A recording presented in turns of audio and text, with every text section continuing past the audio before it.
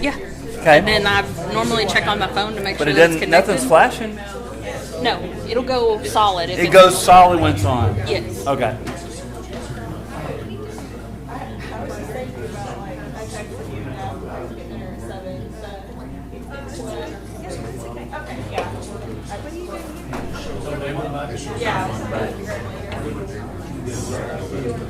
When?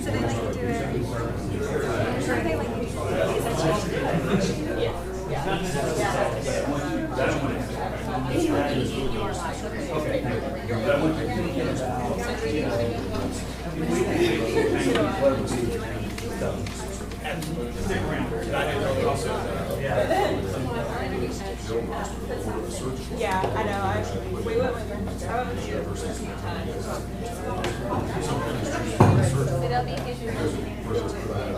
few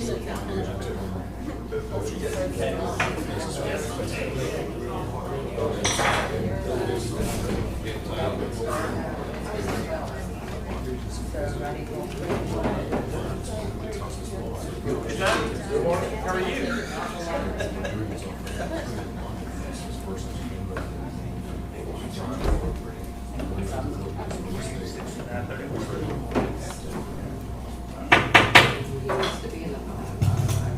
All right, I'll call this meeting of the Young County Commissioners Court to order. Let the record show that all 5 members of the court is present. We're going to be streaming live on YouTube. I didn't bring the phone number. Timmy, do you know the phone number?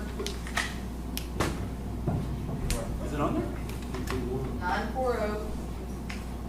940-221-2107. If you didn't hear Timmy say, the number is 940-221-2107. Feel free to call in for a comment. If you're able, please stand for our invocation and pledges. Commissioner Wiley, you have the honors. Let's pray. Father, we come before today, just want to say thank you, Father, for the day. We say thank you for a new day of mercy and grace. Father, we say thank you for the rains that you sent us, Father, the cooler temperatures. And Father, we just ask today, Father, that you just be with us in this courtroom today, Father. We just ask that you be with us as we begin to embark on the next year that's coming up in the budget, Father. We just ask for your descend us, give us wisdom and guidance and direction. Help us to think outside the box, Father. And Father, we ask today, Father, be with those that were lost their loved ones, Father, over the weekend. We just ask that you just be with them, God directly. We ask for healing and give them peace, all you can give. We ask, Father, that you forgive us we failed you. We ask all this in your precious name. Amen. I pledge allegiance to the flag of the United States of America and to the republic for which it stands, one nation, under God, indivisible, with liberty and justice for all. Honor the Texas flag.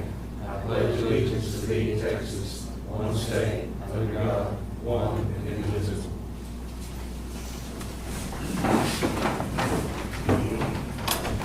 Thank you.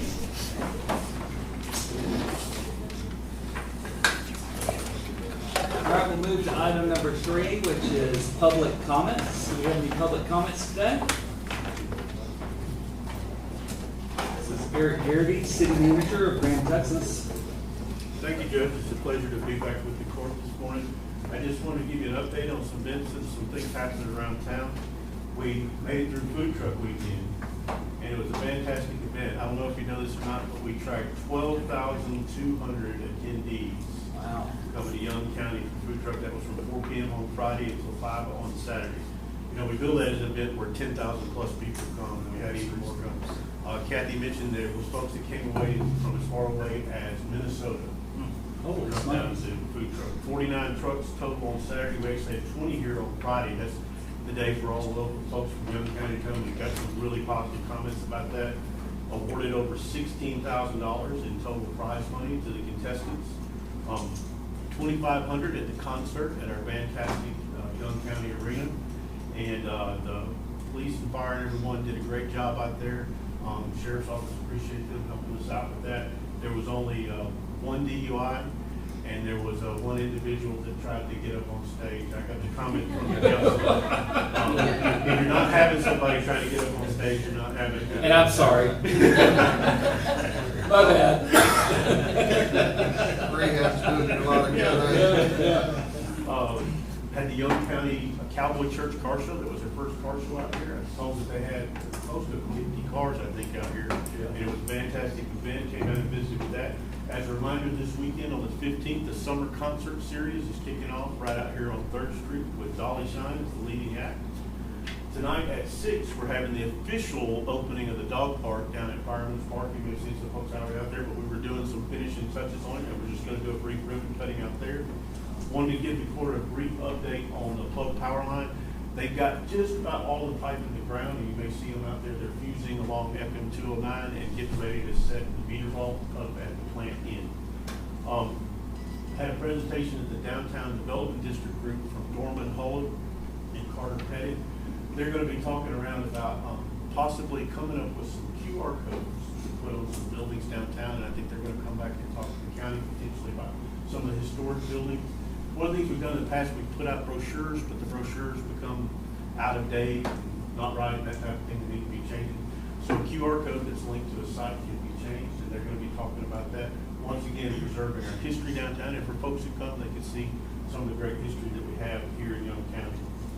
I did also want to mention briefly, I got called out to the scene of a traffic death this weekend, right over here on Elm Street. There was a driver who lost control of the vehicle and crashed into a residence. The driver was deceased, and there were 5 folks injured inside the house. The latest report that we have, although there were some serious injuries, none of them are currently life-threatening to the folks that were in the house. As I mentioned, the driver was deceased. The police department have opened an investigation into the incident. There are still some issues surrounding the identity of the deceased, but we hope to be able to put out an update to the community sometime this week on that identity. I know I've got some questions about that. But that's what I have for public forum. Thank you so much. Appreciate it. Do we have anyone else that'd like to participate in public forum? All right, we'll move to the tax assessor collector May activity report. Right now, we're at $498,628 for 2024. This time last year, we were at $465,419. I'd like to acknowledge the receipt of the hotel occupancy tax report for $29.05 for April 2024 from the cabin at Salt Fork Ranch, and the receipt of a hot tax report for $8,459.15 for April 2024 from the Wildcat Ranch and Resort. We'll move to item number 4, which is to consider the county clerk minutes from the previous meeting, May 28th, 2024. So moved. We have a motion from Commissioner Wiley and a second from Commissioner Cresswell to accept the minutes as presented. All in favor? Any opposed? Motion passes 5-0. Item number 5, consider the treasurer's financial report and update on securities pledged. Treasurer Mile? He's not in today. He's an investment. Okay. Well, no action that. Item number 6, consider the auditor's budget amendments and vouchers payable. Ms. Roberts? I'm always here. You're Stand always late. here. Always here. See? On the vouchers for today, the total is $269,671.75. And out of the general is $262,175.70. Majority was out of the general fund. I think everything's just kind of normal payables. I didn't see anything that was really expensive. So it looks like we've got some placement for $15,810. Placement? Juvenile placement. Oh. That's very expensive. I do know about that. Okay, we also, I need something to do with it. That actually, I think, is going to, I think that's potentially can have a happy ending. So I'm excited about that. we also paid our property insurance, and last year we budgeted and paid the entire year. This year it was $120,306. Okay. So that's and there's no non-speak Any questions? We have a motion from Commissioner Wiley. Do we have a second from Commissioner Shook? Any comments or questions? All in favor? Any opposed? Motion passes 5-0. Also have a request from Judge Stewart at Omni. He was wanting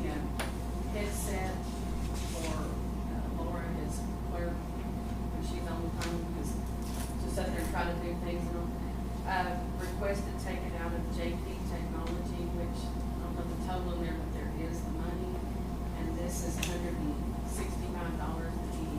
through Amazon. And he has it in his current He budget. has it in that JP Technology, yes. All right, we have a motion to approve that purchase.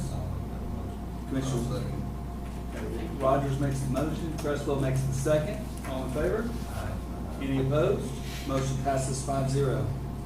We also have a request from Fort Belknap to purchase from Paul a riding mower. Our riding mower currently out there, Scott can probably tell us more This is on it. mine. We've had that thing in the shop. I think we've got one mow out of it. We didn't even finish the job, and we've had the trustees come out there and mow it several times this year, and it's got fuel problems. We put Band-Aids on it and try to keep it going, and now they're saying that they're just going to have to replace the whole fuel system, the carburetor. So I checked on a replacement mower for it, and through Buy Board, it goes to discount $15,500. We don't have enough money in maintenance to cover the whole thing. No, it would use everything up in his maintenance line. I think there was, if you look, there was like 13,000 in here. But I thought if we could at least get half out of that and maybe half out of contingency.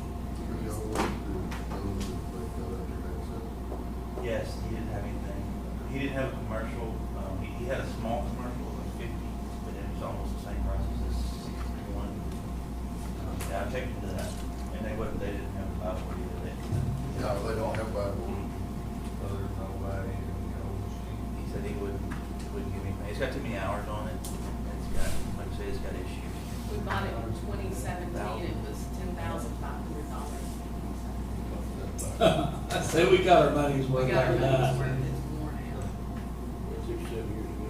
7. Yeah, well, I think this is something that's needed. So you said that we could make it work, half out of this maintenance budget, and then the contingency, we've got enough money left in contingency for it? Yes, sir. Does this sound like a plan for everybody, or do we have any discussion on this? Make a motion. Scott's gonna make a motion that we purchase a new mower off Buy Board with half of the money coming out of the Fort Belknap maintenance budget and the other half coming out of contingency. Do we have a second? Second from Commissioner Wiley. All in favor? Any opposed? Motion passes 5-0. Yeah. And the work crews got, with the rains and the cemetery, they don't really have the time to be helping out there. They're stretched pretty thin right now. I will say, y'all are, driving around looking at the cemeteries, the work crew's doing a great job. It is. He is, he just having to work up pretty steady. No, Keep up the rain. I get that, but I think it's exceptionally hard times to do it, but I think everything looks great. Let's move to item number 7, which is consider the extension agent's May report request for reimbursement. Ms. Penny Behrens requesting $1,024.80. Ms. Savannah Williams is requesting $1,969.93. The detail is in your packet.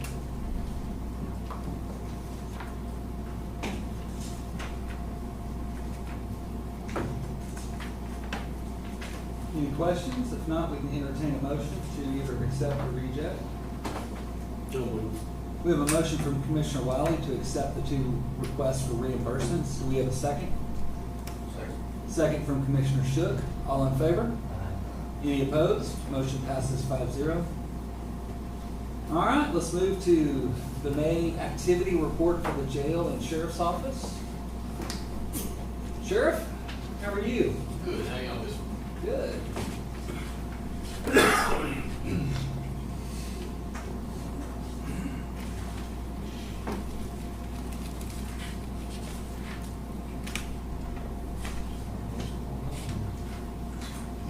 One page. Thank you.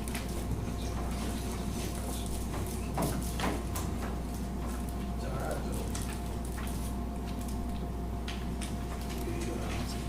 Has anyone in the jail this morning? That's, your jail numbers are going up. We still, we have quite a few still in-house. 31 bill. That, this was last month, we had a total, so what do we have in Bell County today? So, what?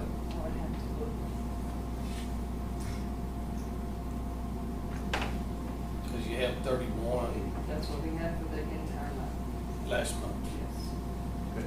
So that means some will leave, some will come back in. So these transports, is that Young County prisoners or is that still Bell County? It could be, probably, it could be both. And a lot of them are ours as well. They pay them too. That's why, you know, we try to get it to where when we take those, to Bell County, they go with ours too. How does the state pay us in the reimbursement? I just received a reimbursement in May. In May? Yes. Good.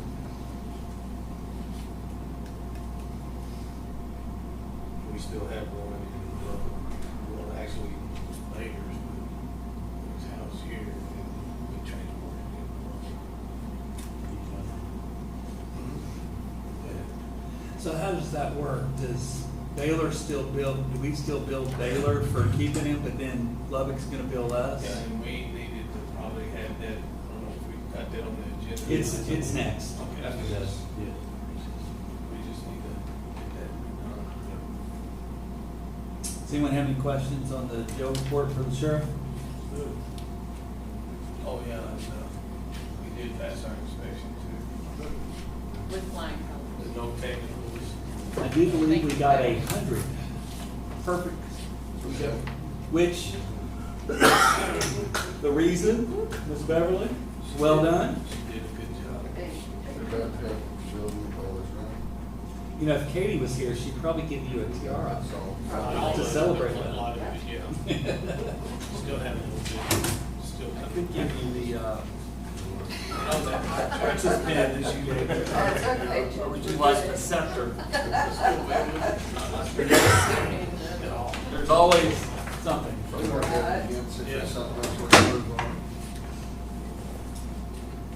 I didn't get the sheriff report.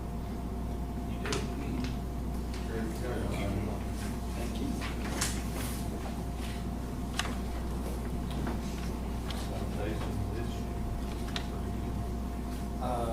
Yes, sir.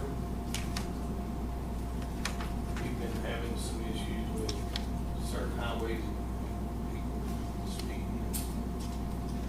I would comment that Senate Bill 22 is tied to traffic stops, so I think that that's good to see citations issued. See, I didn't know that, but that's not why we did that. We wasn't doing that. Well, I'm just saying that that's for that grant, that's gonna be good when we get audited to demonstrate that. I don't know, the new rule says they're not gonna count how many anymore, it's just, the fact that they're able to do it. New rules, we changed new rules every. Good. Speaking of that, when do we get our new dash cams in that we ordered? Ones that have been pushed back, we're having a meeting at 11:30 with them, Uh-huh. so it ought to be like 20 times. Is this the one that we ordered back last? Yeah. Like everything, we got our body cameras, We went to Taylor. did we get the tasers too? We got the tasers and the body cameras, we just haven't had the income. I don't know if I told you, but you know, that jury I sat on upstairs, part of the evidence was dash cam, or the body cam thing. It was crystal clear, the audio, A+. I mean, I was blown away impressed with the quality of the footage. Now, the flip side, when they were in the interrogation room at the jail, you couldn't hear a thing in there. I mean, it was like, you couldn't hear a word of the testimony. But I'm excited about the dash cam because of the license plate reading technology. I'm thinking about Senate Bill 22. It's going to be good for that. So I'm worried about the audit stuff to come up, so I'm thinking about that a lot right now. Well, like everybody else, things take I know. time to get. There's a county that's got some body cams, online option.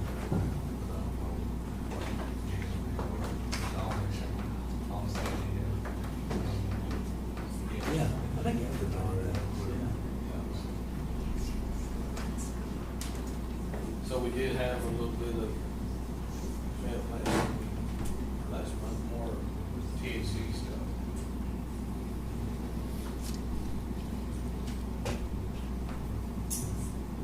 Other than that, citations got one thing, our calls are still up there.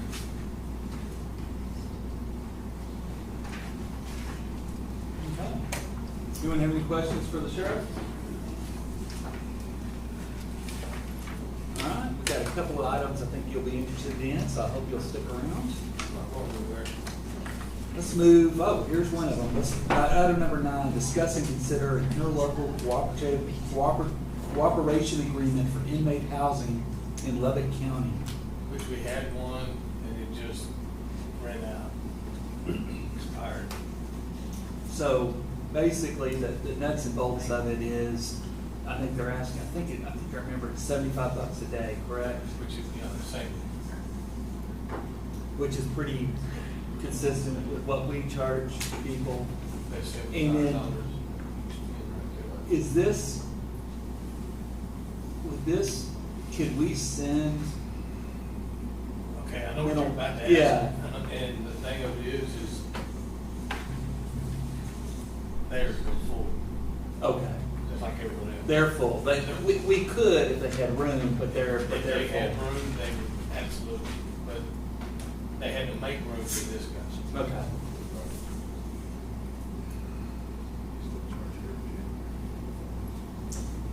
But I think having a housing agreement, especially at a reasonable price with anybody, is good to have. Their facility, they have their own mental health facility on their, right next to their jail, so that helps. Does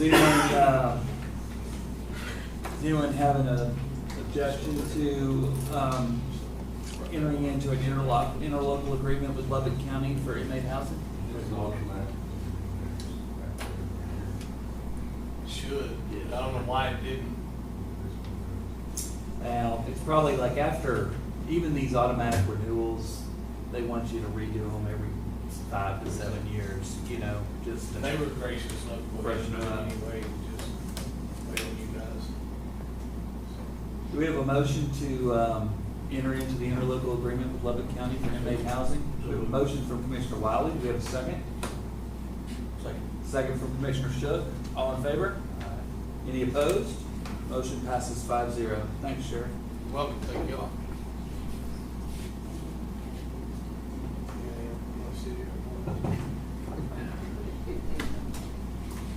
We'll need to collect a plethora of signatures, including Cheryl and Sheriff will have to sign. So afterwards, we'll have a signing party for this. Okay. Item number 10, discuss and consider adding E-bonds to the jail's sheriff's office, presented by Steve Fiden? Yes, sir. No, you got it right the first time. Yes, sir. Long Steve time. Fiden and Shannon Garza with I3 Vertical. Come on down. You bet. What is E-bonds? E-bonds is an electronic bail bond solution that stands in place of the existing paper bond process. It delivers secure bond documents from the website to the jail intake desk and allows the jail to process those paperless versus the hand-delivered documents that come in now that are handwritten from bond agents. So what we do is we work with the local jail in their jail management system, or JMS, and we collect that data from them on a 3 to 5 minute cycle. It uploads to our website. Bond agents have their own independent login and ID that they can log in, find that inmate on the roster once they've been approved for bail, find that inmate, process the application, and deliver it to the jail electronically, never having to handwrite or hand-deliver documents to the jail. What does this cost? It's free for the county to run. We don't charge the county anything for what we do in providing the support, the reporting, or the program or the website access. On the county side with their jail management system, there's potentially an interface fee, but because there are 50 different jail management systems, they all charge a different amount. Some are free, some are $5,000 to $7,000 a year. It really depends on the jail management system and what the relationship is with the county and the sheriff and the provider of the software. What is our jail management system? currently net data. That is also the only thing that's really preventing us from moving forward with Young County currently, is that the net data platform is an antiquated platform that isn't being updated with third-party interfaces any longer. So there's a challenge in us being able to provide what we do to Young County because of that roadblock with the JMS. They do have a solution for that is an upgrade to the SSI platform, which is an i3 Verticals platform that's been in place for some time now that we have an interface with, that's already been developed, and we have other counties that use it. So that's why Mrs. Garza is here with me today. She's with i3 Verticals. So how does this work though? If your E-bonds platform is free to counties, how do y'all make How do we money on survive? it? For Yeah. sure. So what happens is that the bond agent would pay a $10 fee every time they log in to bond someone out. It's not per bond, but per transaction for the inmate. So instead of paying a runner to deliver that file to the jail, or having to get out in the middle of the night and charge extra fees, depending upon how the bond agent operates, they have a fee structure on top of the bond fee that an inmate or the family pays. This replaces any runner fees or any after-hours fees that they would charge. So it's a $10 fee that the bond agent pays every time they bond someone out. Bear, are you familiar with E-bonds? Yes, sir. You use it in other counties? We operated in Denton. We were looking at Potter County, but I think they declined. I spoke with Denton this morning. She is a big fan of E-bond. She likes it. I don't see if there'd be an issue with it myself. It won't work for me because I like to be face to face with my clients. I'll use it, but I'm still going to go to the jail because I think you have to do that to get them to court. So it gives us a lot of ease to post the bond, get some paperwork out of the way. But I'll still be present at the jail too. For sure. Meet You that could inmate. take your laptop with you to the jail. Yes. And process the bond from there without having to go back to your office, fill it all out, or fill it out and take the paperwork. You can submit it electronically from the jail at that point too. Yes, yeah, So and there- I yeah. think that, for a guy like me, I'm getting older, it's hard to write sometimes and keep it nice and clean, so it works great. The only thing I don't know is in Denton, we don't use it for bonds, we use it for powers. So we do powers, which I have no experience with. We have a relationship with all the surety companies that provide the powers of attorney for the bond agents to operate, Yes. and they move those electronically as well. So they move that through a website called electronicpowers.com. We have a relationship with all 14 of the surety companies that we work with them in setting up your bonding ability on your website. So when you log into your portal, it's going to have all of your electronic powers held on the dashboard. So you can see how many bonds of 1,000, 5,000, 10,000 that you're allocated to write for that company. That moves them electronically as well. The nice thing is that if you cancel a bond, it also moves those powers back electronically as well, so you don't have to wait 2 or 3 days for that to be replaced with another paper power. So it moves same day. So there are lots of benefits outside of the immediate benefit of not having to go to the jail or not having to be in person or handwrite everything. There's some other tertiary benefits that come along with it. Yeah, I think it sounds real beneficial talking to them. Talking to you, doesn't it eliminate the phishing possibilities? It absolutely does. So in some counties, there's some flexibility in how we tailor the E-bonds platform. So in some counties, they give the entire jail roster to the bond agents when they log into the website, so they can go through and find their inmates. Other counties prefer to make the bond agent look for an inmate's name. So we put a search bar. They have to enter in the criteria of the inmate's name, find them that way through a search versus having access to the entire roster. If a bond agent's found to not be utilizing the system correctly, they stand in violation of the Texas codes regarding bond agents. The county has full administrative capability to go in and toggle their access off so that they can shut them down from submitting bonds electronically through the jail. I'm not sure how that would help. We post online everybody in the jail already. It's pretty easy Sure, to the figure out. forward-facing rosters for people to Yeah. go in and see who's in there, for sure. So whether we list the full roster or we list the search bar, but it does prevent them, they may see them in the jail. It may or may not say at the time that they're immediately magistrated. On our side, if it's been magistrated and it's updated in the jail management system, they turn green on our roster for the bond agents to go in and find them. Okay. So there's an additional step, and then we have a lot of other safeguards in place as well to prevent misuse of the system and to prevent activity, things like that. So we'd have to change what to our system? So the jail management system. She's about to tell us that. For There's sure. your money, that's where your money. Yeah. Yeah. Now, currently, if you were to implement, let's say you're moving from that data to a different jail management system, that cost could be somewhere between $100,000 to $300,000, depending upon who it is you choose to go to, whoever the software program provider is. That also is impacted by the suite of products and things that come along with that, whether it's accesses from third parties, whether it's additional software features, things of that nature. Data migration is typically the largest expense in that transition from an old jail management system to a new one, because you're moving all of that information that's held inside of that to the new software. And that is where it becomes incredibly expensive. But they're offering an upgrade from the NetData. It's my understanding that they purchased the NetData program, or the NetData platform several years ago, and have been supporting it, but because it's such an antiquated software that's running on old technology, they're offering a steep discount for new customers that are making the transition from the NetData platform to SSI.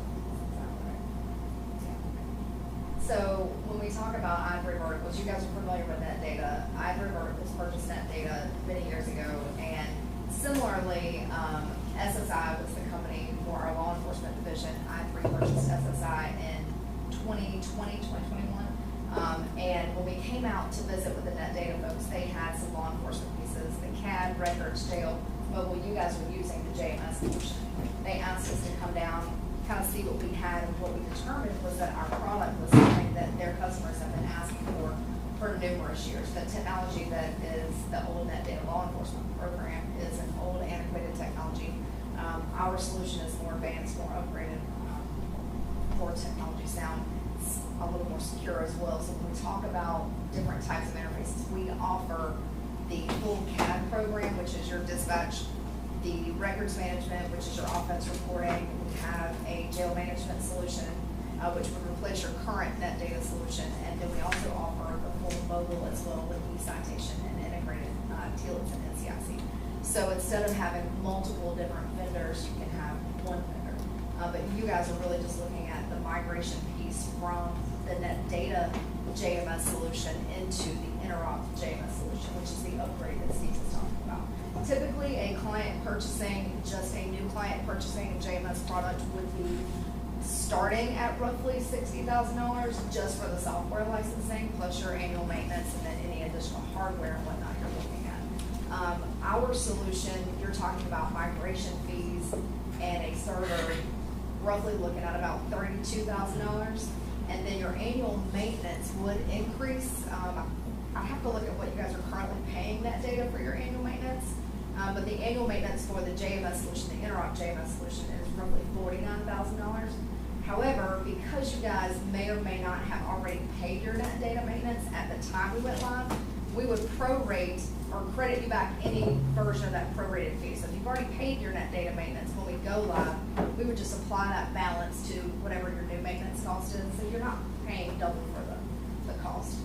We've enjoyed a relationship with Young County for many, many years. We would never want to put you in any kind of financial binder. We really just want to be able to give the sheriff's office the software solution update that he needs, while also still providing the steep integration that you guys are used to over at the courthouse, sending all that information about the inmates back and forth. You won't lose any of that, but also giving him the ability to integrate with more technologically advanced solutions like e-bonds. You said it's $32,000 plus an increased maintenance fee. That's right. Is that summarizing it? Yes, sir.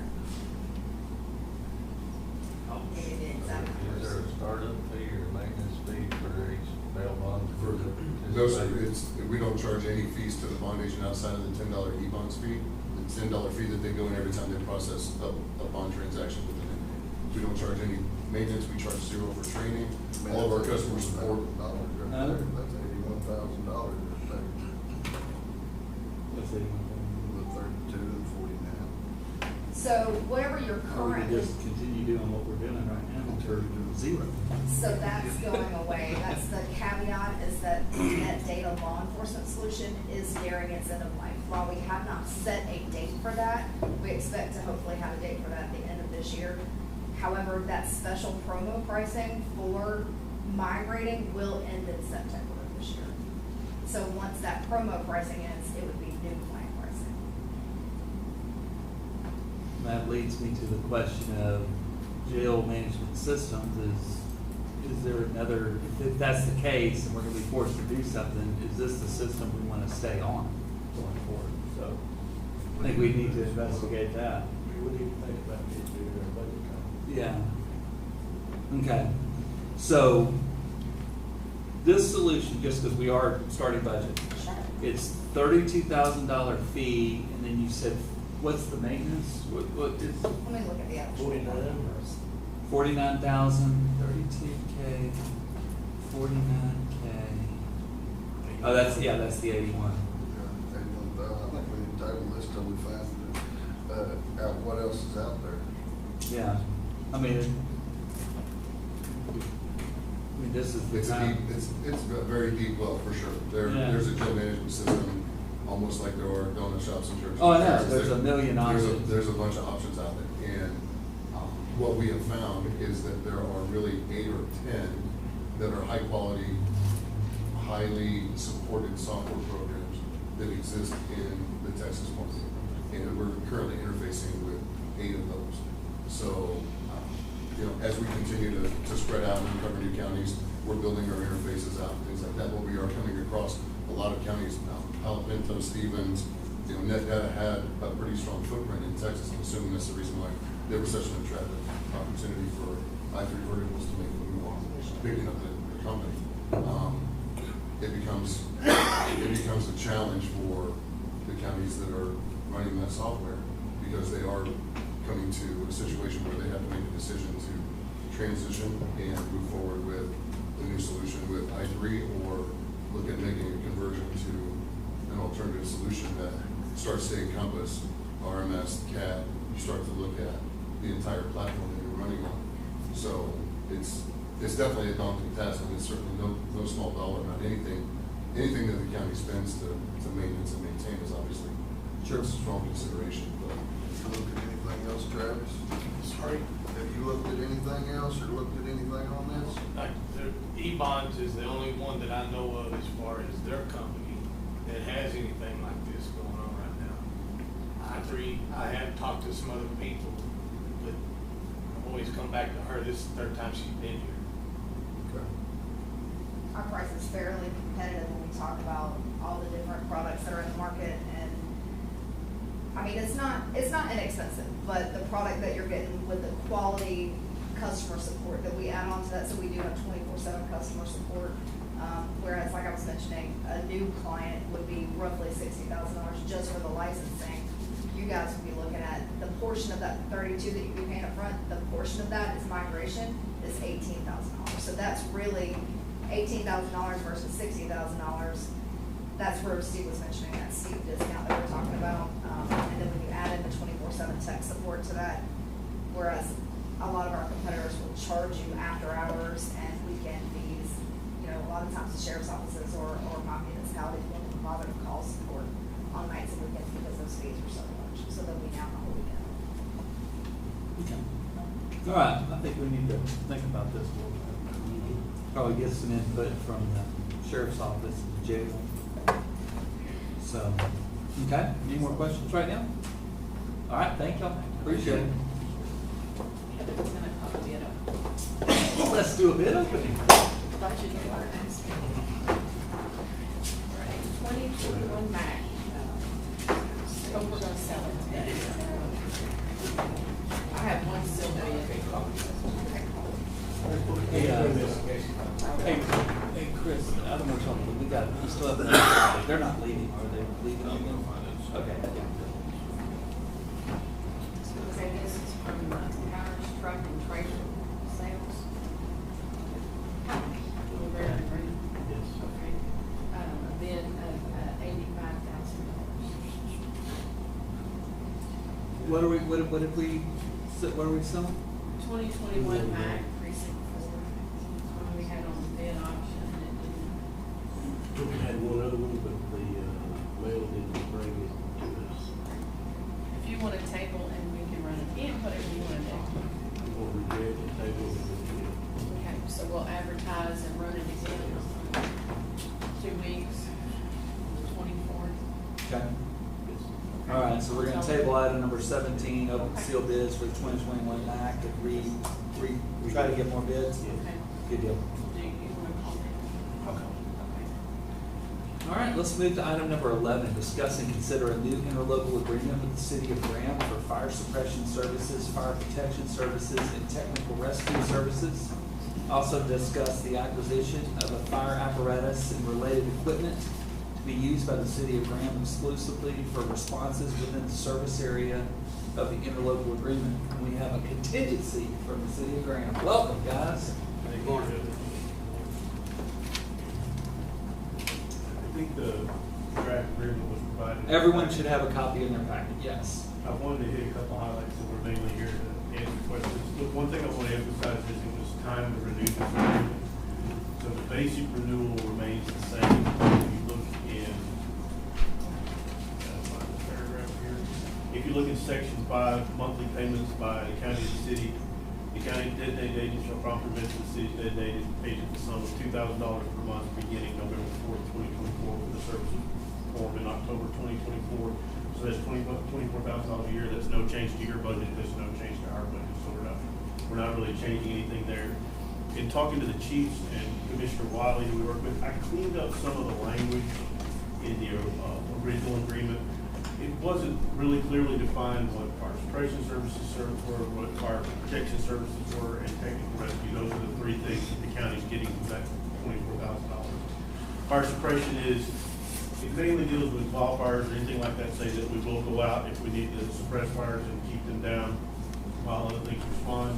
The fire protection services deals directly to threats to life and property, and then the technical rescue is car wrecks. That's what those three things are, and that's part of the recurring agreement. We just cleaned up those definitions. We did more clearly define a call for service because that was an issue about, what constitutes that when we call out, but I'll just read this out for the record. Call for service shall be defined as A, the initiation of communication to the Young County Dispatch Services by a person, organization, or entity desirous of the services described herein to be located in one of the service areas, and the subsequent successful dispatch of city personnel and equipment to render services at that location specified for dispatch. Whether to accept or decline the call for service will be at the sole discretion of the city. That was in there before. What that goes into is, Jim Don can explain in more detail if you need to. We'll try to respond to any call we can, but he's only got so many people on shift and so many people he can call in. So sometimes we have situations where we would leave the city completely uncovered if we answer that call and we need to have that. I just want to ask a question. I mean, that almost never happens though, right? I mean, it seems like every time we call, y'all Yes, sir. respond. Yes, sir. Actually, Friday, when we got the structure fire out of Scobie Road, we were right there. We almost were to the point where we was gonna have one man short and we're just gonna have to run. And that's, we can't really do that. But yes, sir, it has happened. We do a really good job of getting people out there, but, yes, sir, sometimes, but. I'm about to say, I haven't experienced it, but, Very rare. but I can see where it would. Yes, sir. It doesn't, we think it was a due diligence thing just to say, that may happen, but we try not to let it happen. And that falls into something else that Commissioner Wiley and I talked about in section 1, subparagraph D. We more clearly define the service areas. So what we're saying is that the southeastern quadrant of the county where Graham is located, that's the primary service area. If all else fails, if it's in that quadrant, for sure, we're getting out one way or the other. They'll do the time space if we have something that happens just south of town, which happens a lot on the highway down there. That they'll try and get out there and they'll do the math and figure out if they had to get back to the city for something to do that. But what we did change in this is say, hey, the city of Graham is willing to, and we do, provide service dispatch throughout the county, throughout the boundaries of Young County. So that's your primary and your alternate service area. And that was kind of a contention about how far we go and where we go. What we're saying is under this agreement, if we can make a call anywhere in the county, we'll make a call anywhere, which is what essentially we do now. The big part that's a change is in section 6, in paragraph 2. Grant of funds for acquisition, the county designated agent shall grant to the city the sum of up to $750,000 for the acquisition of fire apparatus and related equipment. I want to stop right there and mention something on the number. We understand, and it's in the record, we're looking at trying to purchase something closer to $500,000 is what the goal that you set for us. What we wanted to avoid is If we find something that's $575 or $600, that's a really good deal, we think we would be constraining ourselves in getting a good deal on something like that. And depending on how we phase out the old engine, there may be some equipment that you want to replace. And I just really want to go to the old engine. I did put in here, I thought I would ask for, between now and the time we make this acquisition, we'll have to come back to you with the actual acquisition. Think about what you would want to do with the old engine. Now, what Chief is telling me is, we think the thing's really on its last legs. I mean, it's down to the last, but volunteer fire departments between now and then may want to look at it. Okay, it's the county's engine to do with what you wish, and y'all give us further direction on that. If you wanted us to set it up to grant to it, and we figure out what equipment we take off and what equipment we put on, that's one option. The other thing is, the city will take on the responsibility for auctioning it off. We can get something for it. We don't know what that something would be, but that would defray some of the final cost of acquisition. The rest of the paragraph, I just want to highlight, the county would not own the engine, which is something that you don't want to be in that side of it and housed somewhere else. The city would own and maintain the engine, but the county retains control over it. I put in here specifically a sentence that says, mutually agreed upon apparatus and related equipment for acquisition has been identified in the acquisition process for said apparatus and related equipment comply with all applicable laws. The city represents herein that the apparatus and equipment acquired using the grant monies herein shall be reserved exclusively for responses within the service area. So it's just the county fire engine. County's representing, they will budget for it. And then I put in subparagraph C at the top of page 3. Survivorship related to acquired apparatus and equipment. The following provisions shall survive the term of this agreement. In the event the city and county withdraw from this agreement or fail to renew this agreement, the apparatus and remaining equipment procured with the grant money described herein shall be transferred to county ownership without financial remuneration of the city within 15 days of withdrawal from or failure to renew this agreement. So, at a future commissioners court, if anything goes south in the relationship, you change your mind, we talked about emergency service district, maybe in the future, all that's kind of out there. County has the engine, okay, if you want it back and you can bring it back. So that's what I'm saying is, the city maintains the ownership and all the legal aspects of that, but you retain control of it all. Gotcha. And so when in the future, even though, let's say our relationship's still continuing as is, and it's time to replace this fire engine, we would then be able to reap whatever resale value in that to apply towards the next fire. That's exactly the language. The court ultimately controls the final disposition of this engine. Eric, do we carry the insurance on this? We carry the insurance, we're responsible for all. We like that.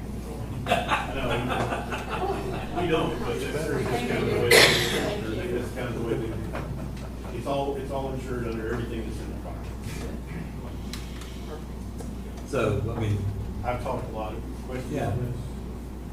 I mean, it's basically the same agreement, with the exception of basically committing to the new fire apparatus that we've been talking about for over a year now. We have to find one still and get it bought. We have to find one, but, you know, and what I have learned on this is when a good one becomes available, there's not a lot of time to react to it, so, In terms of the nuts and bolts, when, y'all have to go through the budget process, as you mentioned, that's constant demand on everything. When I'm tracking that y'all are getting close to moving for adoption of your proposed budget, that's when we could really start looking hard. We can't make the purchase for this in advance of the appropriation, sure, we'll tell you. So once we know that the budget is adopted or close to adopted, we'll really start looking hard, and that's when we'll come back to you and say, what do you think about this? I'm very comfortable with this. I don't know about you guys. We've been talking about this for a long time, and I thought this was a very fair proposal. Section 8. 8.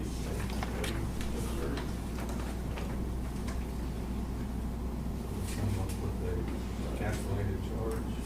So that was in the old agreement, and I didn't feel comfortable taking it out. What it reads is, in the event that dispatch authorizes the call for service outside the service areas, the city reserves the right to calculate a charge for call for service and remit such charge to the county for payment via invoice. Such charges shall be over and above the payment for services in section 5, that was the $24,000 way it was explained to me, and y'all can tell me if I say something wrong. Say there's some big disaster that happens, say in Jackson County or Palo Pinto County or whatever, right? And we get a call from dispatch that says it's bad, send everything you can over there. Well, as you know, a lot of times when those disasters come out, sometimes there's money that comes in for that, the counties do everybody. If the city is dispatched to a scenario like that, the city has no claim on any particular charges that it has, because that is essentially Young County dispatching to another county. What this paragraph does is this allows us to say, hey, we went outside the service area, we incurred some charges, here's what we did. We'd like to submit it to the county. If the county's receiving their enumeration for it, because then you would ask for it, no matter, that's what that's about. Are you gonna, declare the Scobie Road fire out of service area though? That's out of the southwest corner. Out of county, that's why we cleared up. This does not apply to, because I put in that language outside of the service area. The service area writ large is Young County. And that wasn't clear in the old agreement, and that's the reason why we clearly defined the service area. Am I answering your question? Yeah, and you got that cleared up where? In the service areas, look back to the paragraph, it's in section 1, subparagraph D. I've got a question for you.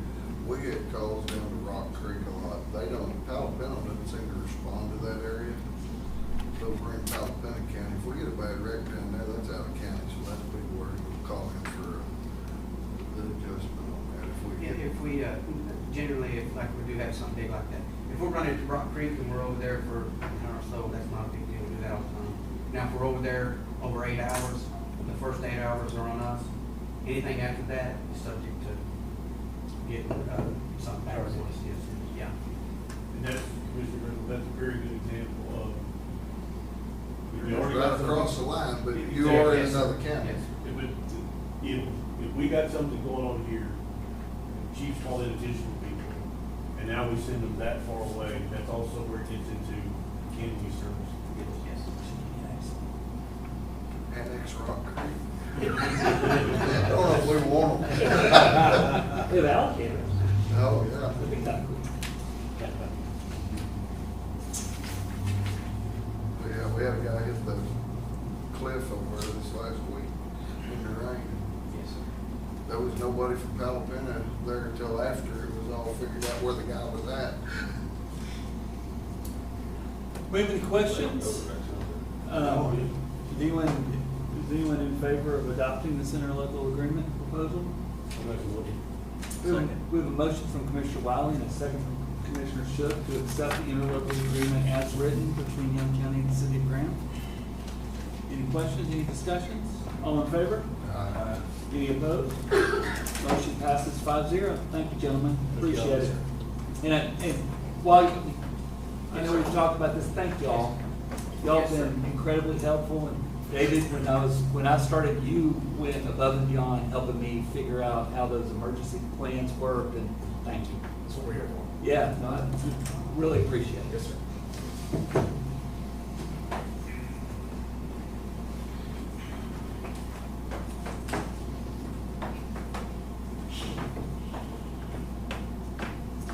Okay, Eric's still here, right? Okay, so item number 12, discuss and consider resolution number 109, calling on the Texas House of Representatives to initiate a study to assess the adequacy of rural firefighting capabilities and rural technical rescue capabilities in the state of Texas. Eric, why don't you tell us how this all got going? Yes, sir. Thank you, Judge, for the opportunity to come today. So we just talked in the previous agenda item about how expensive it is and how difficult it is to provide fire and technical rescue services in rural Texas. Where this is coming from is I'm asking for your support. I've been named as delegate to Texas Municipal League's annual policy division. This is where they look around the state and see what are the things that are affecting cities, and in particular, cities and counties that are rural in Texas, what we would like to get on the legislative agenda. And one of the things that I found, I was at a small cities conference recently in Granbury, and heard a lot of feedback from a lot of communities our side. the ability of small communities to financially support our fire and rescue services is getting harder every year.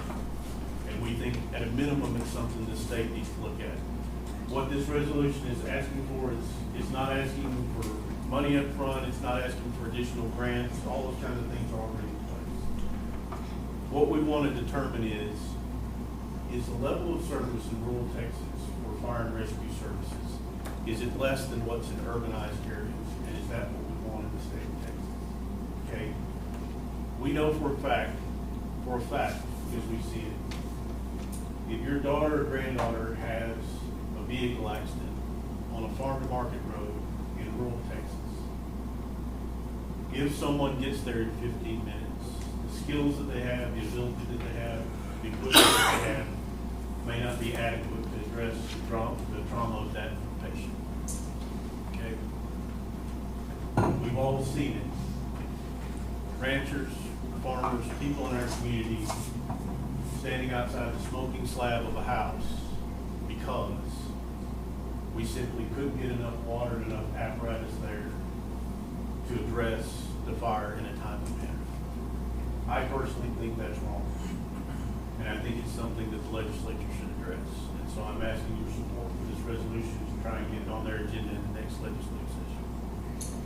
So in response to that, I drafted a resolution that I'd like the court to consider. It's resolution number 109, fiscal year 2024.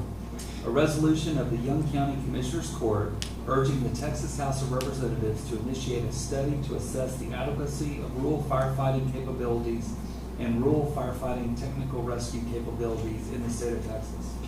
Whereas the safety and well-being of our residents are of paramount importance to the Young County Commissioners Court, and whereas rural areas in the state of Texas face unique challenges in terms of firefighting capabilities and technical rescue operations due to factors such as limited resources, vast geographical areas, and sparse populations, and whereas the effectiveness of rural firefighting services and technical rescue teams is crucial in ensuring the protection of lives and properties in rural communities across Texas.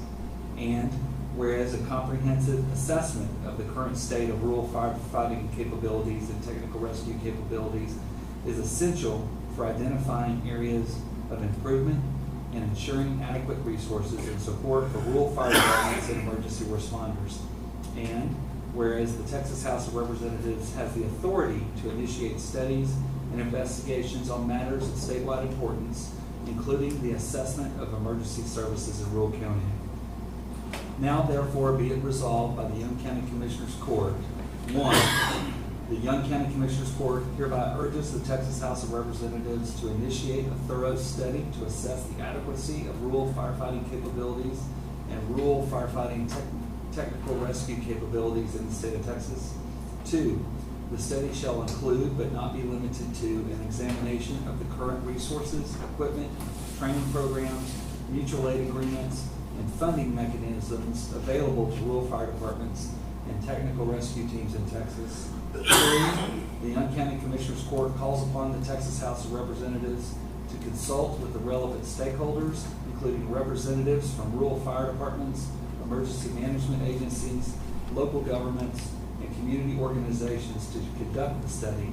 4, the Young County Commissioners Court requests that the findings and recommendations resulting from the study be shared with relevant state agencies, local governments, and other stakeholders to inform policy decisions and resource allocation efforts aimed at enhancing rural firefighting and technical rescue capabilities. 5, this resolution shall take effect immediately upon its adopted this 10th day of June 2024. I'm not married to it. I'm happy to add something to it if there's something that should be added to it. I think what Eric's embarking on makes a lot of sense in helping Young County and some of the problems that we're having right now. I'm in agreement, yeah. Does someone want to make a motion to accept my proposed resolution? We have a motion from Commissioner Cresswell. Do we have a second? Second from Commissioner Wiley. All in favor? Any opposed? Motion passes 5-0. Thank you. You bet. So, I'll have to. We need a copy of this for everyone to sign. I don't think.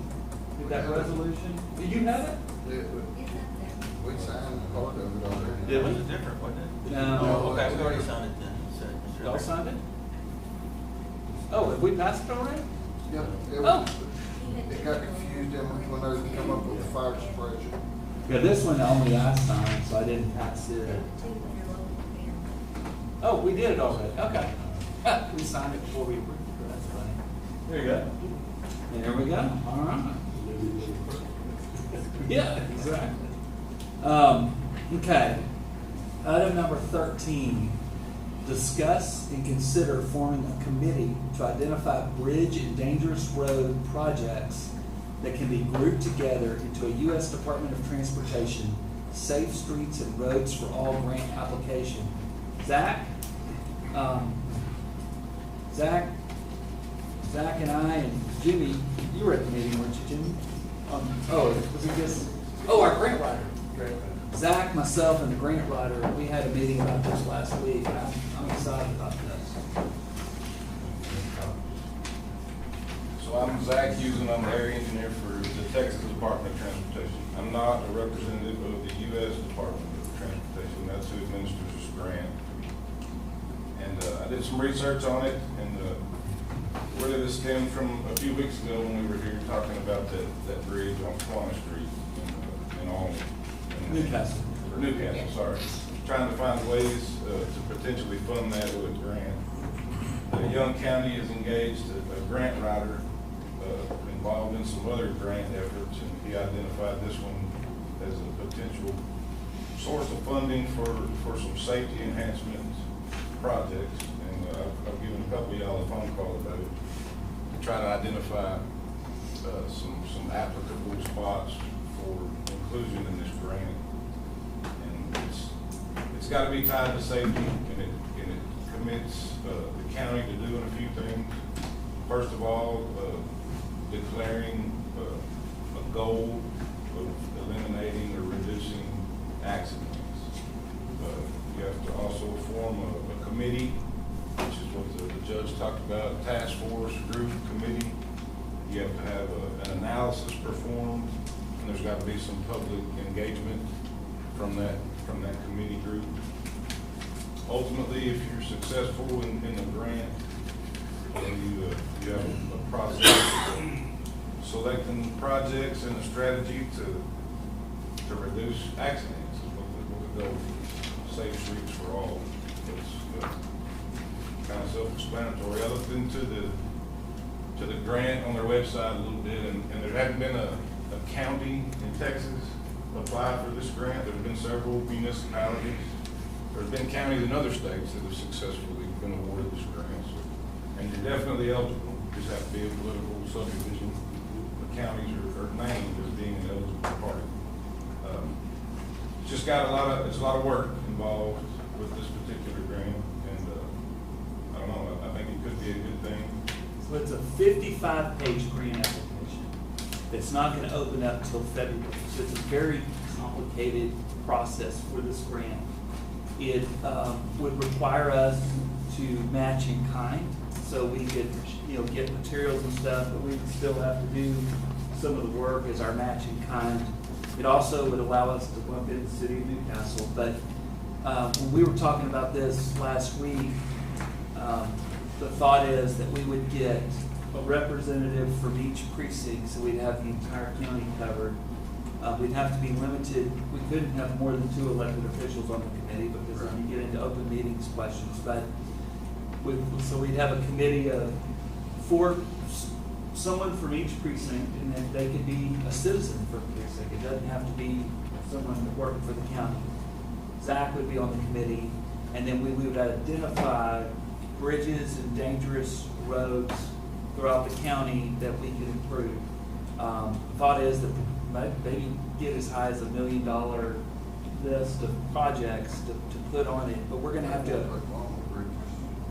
Well, but a bridge, Zach told me a bridge by definition is a 20-foot could be as small as a 20-foot structure. So what I think of bridges isn't necessarily what we're talking about. Well, I've got little cement bridges like on, Rocky Mountain, they're Mhm. way too narrow for the traffic on them anymore.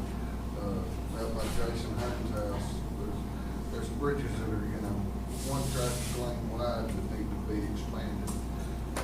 But we're gonna need to accumulate in each precinct a list of projects, and then we're gonna need to rank those projects. We're probably gonna have some public hearings to discuss these projects. It's gonna be a pretty long process, but with a big payout, that if we get this grant, we could do a lot of road work. We could do a lot of improvements. So, easy for me to say that I'm excited about this, because this doesn't fall under any, like, really something I'll do much work except on the grant. I'll be working with the grant writer as far as helping with the grant, writing the grant, but, is this something that sounds like something we want to take on as a group? Is it 10% matching like it is in the state, or is it 20? That's a good question. I think it is a matching grant, I just don't know the percentage. So it's gonna be 10 to 20. I think 20, I think it's 20. The 80-20 split. Which is good, it's not that big a deal. It ain't that hard to get that worked up, or if we're gonna use our equipment to do jobs and stuff, so. And you're right, that's why we're identifying bridges, because those things that you named, the narrowness, if they're inundated, if they flood, if they're collapsing, like one you got, it's a safety concern. And something that disrupts, the ability for emergency services to get somewhere because it's underwater is a safety concern also. There's other things, to consider, just safety enhancements. I've talked to several of you guys over the years about different spots. You got Canyon Road, you got Ross Ranch, you get complaints, and you've had accidents. You've had. Well, it's like what I called you the other day on how to place that sign. What would the state recommend on that? Believe me, I got calls immediately the next day. So anyway, if we don't, if we're unsuccessful in being awarded a grant, at a minimum, we at least identify a list of projects and a priority for us to, or for Young County to figure out how to. There's no downside. The worst case is we've identified, like you just said, we've got our to-do list going forward to start working through, so. Now, this coming February is what we're talking about. So we got a lot to do between now But our and then. grant writer wants us to, he says we need to form a committee ASAP, and we need to start working on the list, because he's gonna, he's gonna be asking you questions about each one of these. We're gonna have to build up a case on each project. He says it's gonna be a lot of work, but with a potential big payoff. I would check with him and see if when he's done some research, because I looked at the list of approved grants on there, and some of them are for municipalities, and it's only a planning portion of the grant. So they're getting $140,000, $160,000 grants just to develop their plan. So I'm assuming that's a little work on up front. You make a declaration, you form a committee, you hire a consultant to put your plan together. Is what that grant. Or that portion of the grant. There's two different kind of. Yeah. I kind of got the impression he's gonna be kind of our planner for this in a sense, as far as. Hope so. Yeah, that's kind of what I'm interested in helping with engineering and rocks and dirt kind of stuff. I don't want to get into the grant writing business. No, exactly. Do we have a motion to form a committee? We have a motion from Commissioner Wiley. We have a second. Second from, I think Commissioner Rogers beat you to that. Second from Commissioner Rogers. All in favor? Aye. Any opposed? All right, motion passes 5-0. So I think everyone, if y'all could be thinking about who you would like to represent your precinct on this committee, and let me know. We can have up to, but no more than 2 commissioners on this committee because of Open Meeting Act issues on it. So the other, someone representing you could be a citizen in the community that you think would have an interest in this, and you trust their judgment. So it doesn't have to be someone working for you. So think about that, and let's talk about who we want to put this committee together. I'll let Zach and I'll let our grant writer know. And we Finding can- somebody that volunteered to be on it that knows what they're talking about. is gonna be the important part. I think I got somebody in mind. Good, good. All right, let's move on. Yes, let's take a 10-minute recess.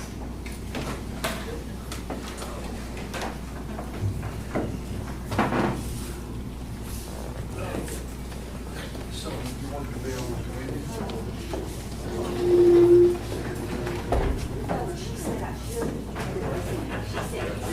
Marcia, your nomination is accepted.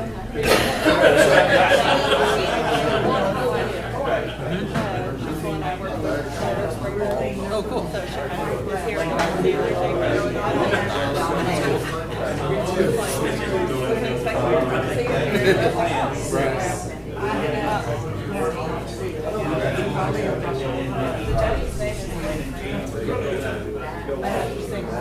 His full name's Edward.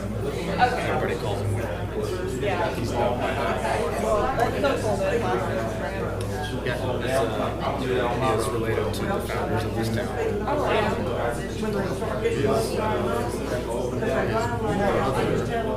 And his dad both served as mayor of Grand.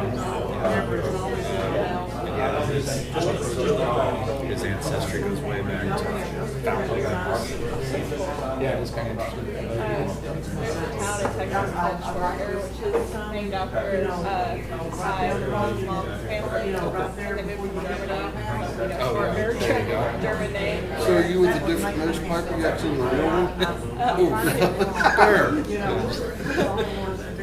I'm interning with the Graham Leader and the Jacksboro. With us for the summer. So. Don't listen. You like to say stuff that you didn't say. Well, I got my recorder up there.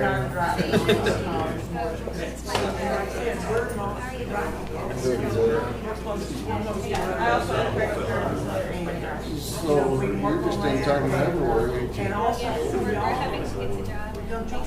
Takes care of mom. So it takes care of her mom and dad, it's just like good luck with that. I try to take care of mine and stuff today, and it's tough at times. And the older they get, the worse. My dad, he called me,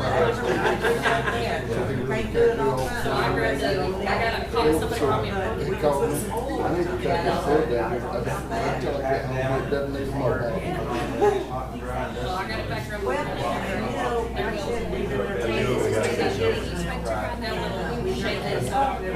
Get out of Ghost Town. Nobody ever got stuff around down there. Nobody ever. So what are you working down?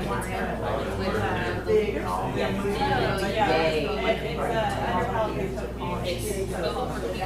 So they're gonna get stuff. Wonderful. That's so good. That'll be very secret. They just Yeah, we're waiting on the program right now. We did have 3 days a week.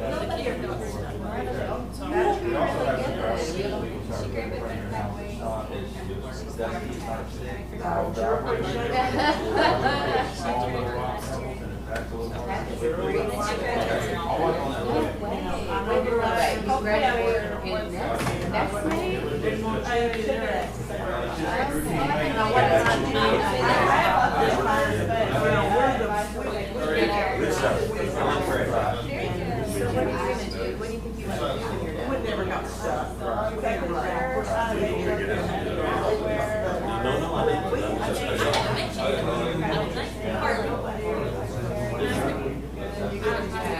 That's very good. Any kind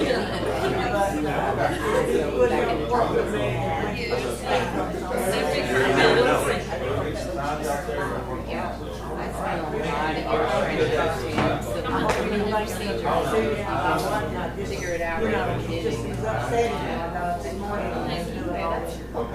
Right, I gotta call the new person and see why they're calling me.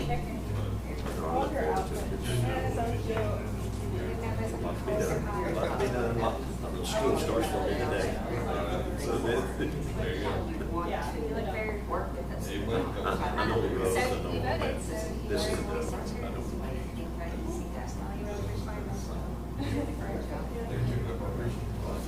Any questions you have? Harley, you gonna do the rest of it? After lunch, I'm gonna come look at it. But I also have Peter texting me nonstop this morning trying to get me to do stuff and I can't be everywhere at once. There's only gonna be I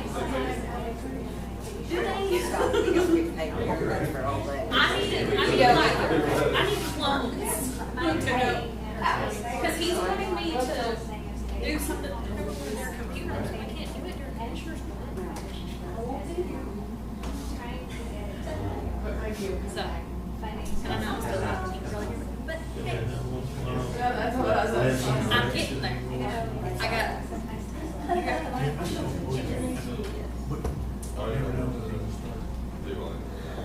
don't either. The only thing I can think of that we did not plug back in is that little bitty box.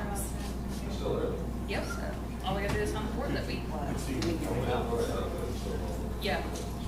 On the end. Figured everything out.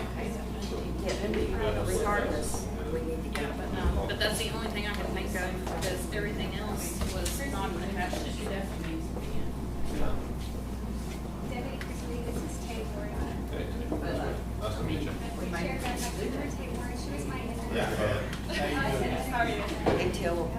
I'm interning with the Graham leader right now.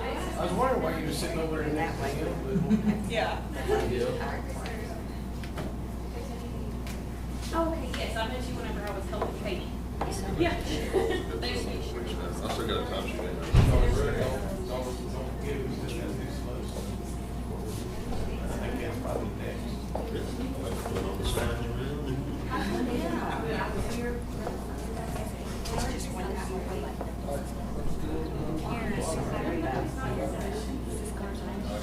How are you?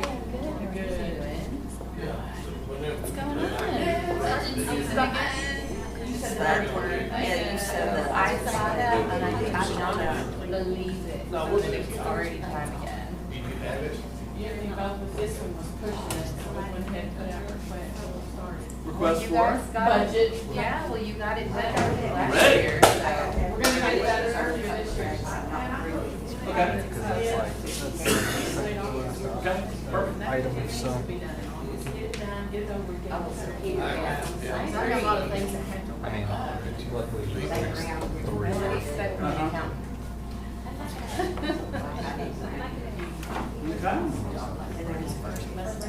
We're gonna stop it over a penny, okay? Redo You it. said challenge that you could redo this. How's the revenue? I haven't even asked. Revenue's good. Yes. Oh. Okay. I thought you were coming up to tell me something. Taxes. Collections are. Is there a report that I can see that goes on I like? could pull you a statement of revenue and it will show you what percent we're at. That would be great. I should actually be taking, I should be looking at that. Let me go pull it right quick. It'll give you the year to date. Okay.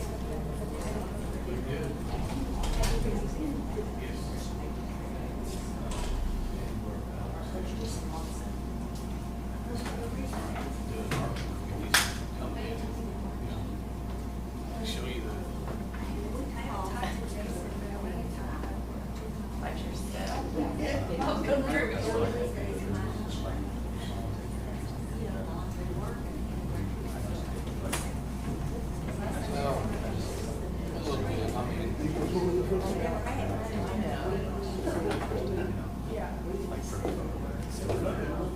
Yeah. Because I don't. Is that what you're doing? Sing something, that's what he's gonna put. Yeah, it went the weekend before last, but I think there's some European because I got a graph. I'm pretty sure it was like, no. You're talking about the net data deal? Yeah.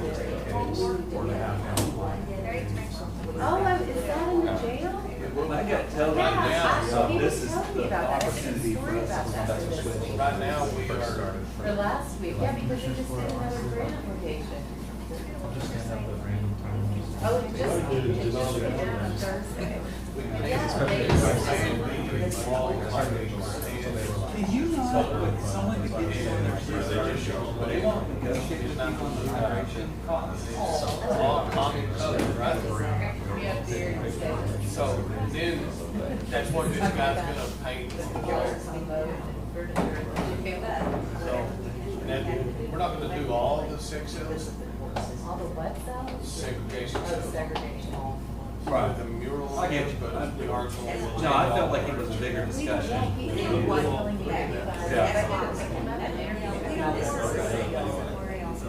And he said that you were eating some of those cells with like, you figured out what Yeah, and,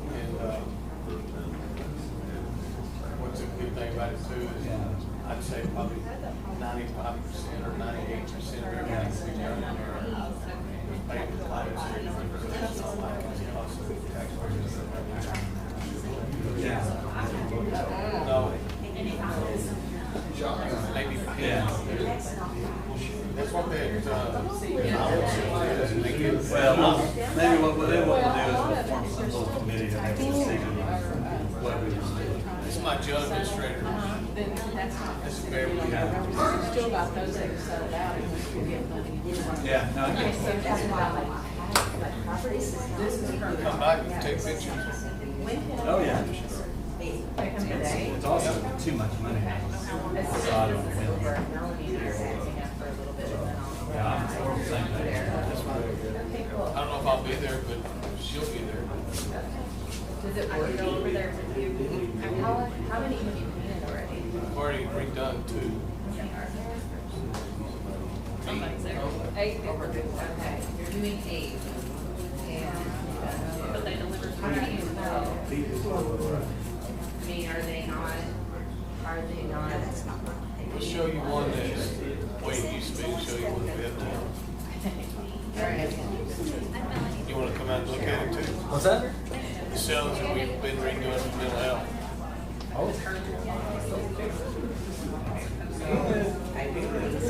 I think that,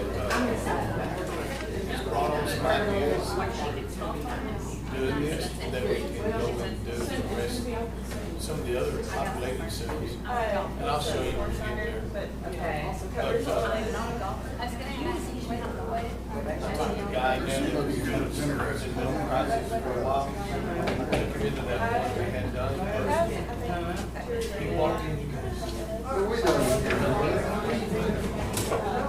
we never had another problem. Back now, he's in jail for a lot of things. Did it like a car. And that was the whole deal with that. It's the way that you do the process in there. And always refer back to like what happens to the dog, and then it's not a dog. Put a dog in the kennel, you leave the dog, you get killed. I just make a report dice on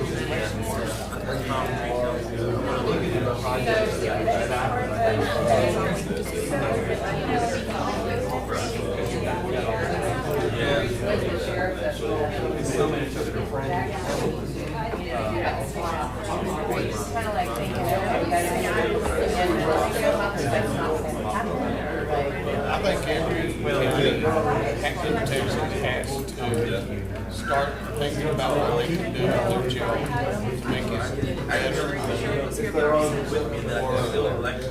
inmates that are in mental crisis. Well, you're gonna get one, And not depend on the state, not depend on what's going to happen. Start trying to take care of what you have going on in your jail. That makes sense?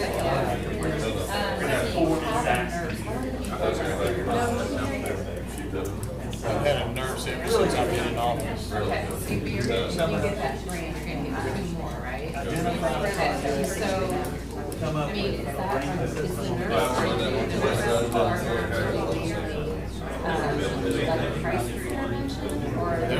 They're gonna be, we'll utilize them in the jail too, but whenever we get them called out or whatever, like we probably already told you, when we get a called out there right with the deputies out there called. I mean, we just had one. Are you out this week? This week, like Saturday night, we had one other teacher.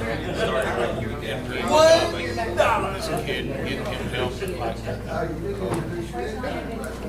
away from here and going to Taylor County, getting some help there.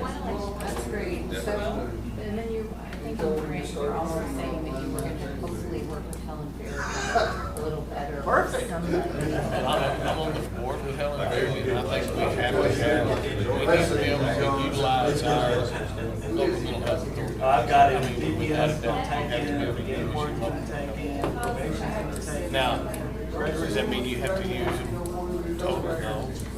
There's always options that we can. Yeah, we're gonna expose him to that concept in the jail. So with the iPads, you could try to get somebody around Right, and help he's gonna see every aspect of Young like County. they do it. Okay. That way we don't have to take them to our jail or to our office on the jail. We have to take them elsewhere, especially. How do we get this meeting going? Somebody wants to come in. Let's come back into session. Get it all done right there. I think that's realistic.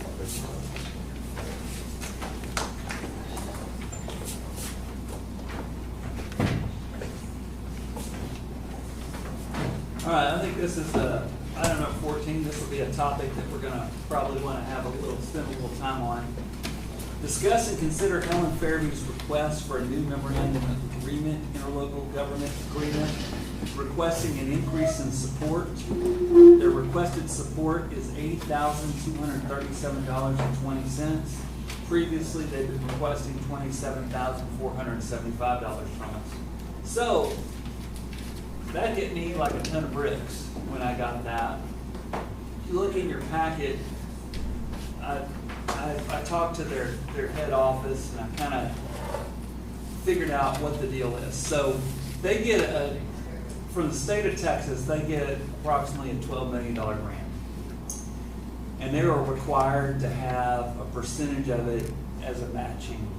So they need to get roughly $1.4 million to match it. So what they did was they went through and they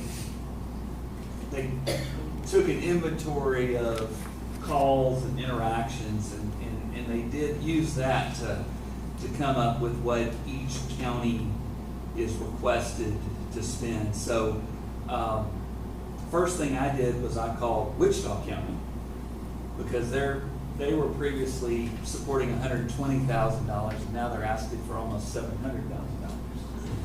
And the county judge in Wichita County told me that Helen Fairview came to their commissioner's court to discuss it. And honestly, he doesn't know what Wichita County's going to do. But it's kind of one of these things that if the counties don't provide it, they can use the money that they raise to credit towards that. But on the flip side of it is Helen Fairview hasn't asked us for a change in support in about 10 years. I don't think it's unreasonable to think that costs and everything have gone up in the last 10 years. Didn't they lose services with them this last? I brought that up and they're asking for quite a bit more in IDD services and my response was, well, you took away a huge part of your IDD support in our county and they argue that even though they did give that up, they are still providing IDD services in the county. It's just a different type of service. What I'm looking at this as an opportunity. I don't